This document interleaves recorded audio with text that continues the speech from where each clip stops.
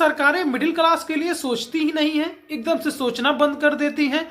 क्या सरकार को मिडिल क्लास का वोट नहीं चाहिए? भाई मिडिल क्लास का सरकारें वोट ले लेती हैं, लेकिन हम बात इसकी इसलिए कर रहे हैं क्योंकि आज या फिर जो बजट आया है उसमें अगर देखा गया है तो मिडिल क्लास के लोगों को फिर से ठन गोपाल यानी कि उनको घंटा पकड़ा दिया गया है। मिडिल क्लास के लिए कोई मतलब ही नहीं है।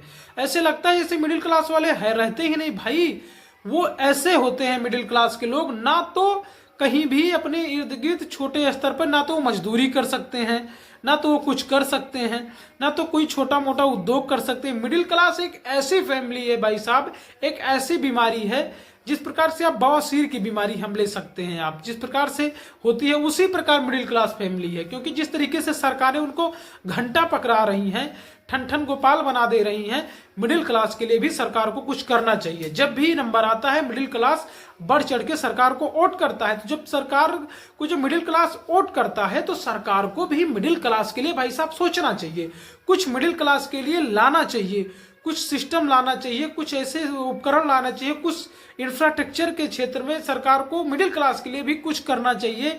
अगर सरकार निजीकरण कर रही है तो उसमें सरकार को निजीकरण में भी मिडिल क्लास के लिए कुछ करना चाहिए। लेकिन पता नहीं सरकार क्या करती है, मतलब मिडिल क्लास का कोई मतलब ही नहीं।